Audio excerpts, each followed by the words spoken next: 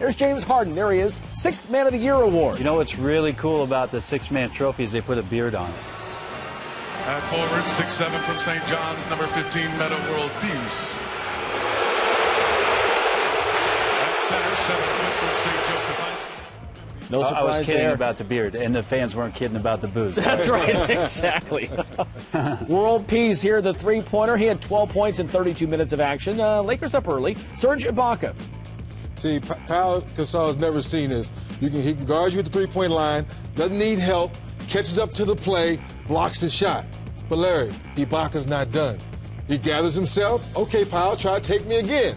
One hand up, you jab, I stay with you. Now let's get a steal. No foul, get back on defense. But he's not done, Larry. He runs the floor. This is your power forward, running the floor, get into the action, share the ball. And that's what we're talking about. And then here comes James Harden. Here comes James Harden. There goes Ibaka. And Harden getting a rousing round of applause. The 6-man award winner who was presented his trophy before the game tonight.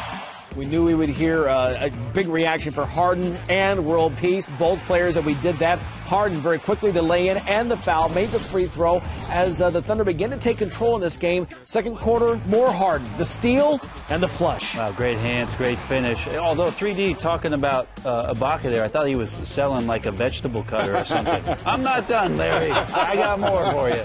And in the next 10 minutes, you can get 2 for 1. Yeah. Well, James Harden wasn't done 3 for either. 1. Anytime he gets in the lane with that left hand and so good at making decisions, and then out here, Russell Westbrook holstering those things. 3D. Look at that. Part of a 13-0 run spanning the end of the second and beginning of the third quarter. Kevin Durant then to Westbrook again. Watch this. That reminds me of the Stevie Francis play he used to run in Houston. Good call. Between him and Mobley, they used to run the point guard off the top. Really nice when you can run lob plays for your point guard. And really nice, you've got a 6'10 guy like this stopping up on the wing for the three. Durant, 13 of his 25 points. A 24-6 run is what OKC opened the second half on. They go inside to Kendrick Perkins for the slam. This is probably the only bad part of this whole game for OKC was the fact that Perkins on this play, we know he had that hip bothering him, and on this play, you could see right away coming down, heads back to the locker room. He would come back out and sit down and watch his teammates, but be interesting to see his recovery. He's got a couple days now to try to recover. Good defense here. Cephalosha, the steal. It's almost a 30-point lead, and look at that. We're still early in the third quarter. More Cephalosha. Tough on Kobe. Pokes the ball away. Although it remains Laker ball, but you get the idea. Yes, Cephalosha all night long in Kobe. Now here's James Harden. You talked before what a good defender he is.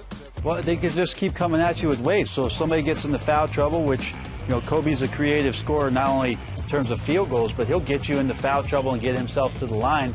They got 3 guys between Harden, Cephalosha, and KD that can guard him. And then some more Meta World Peace and James Harden. Gasol hits the jumper. Yeah. You see there, they're going down. Meta World Peace called for the foul. He was taken out of the game at this point. This was no need for him to stay in the game if something happened if you're a Laker. James Harden, backdoor for the slam. 17 points for him in the game. And there's a Meta World Peace headed to the locker room, an apparent injury possibly. But again, they didn't need him at this point. Josh McRoberts misses. Both teams getting a little disagreement here.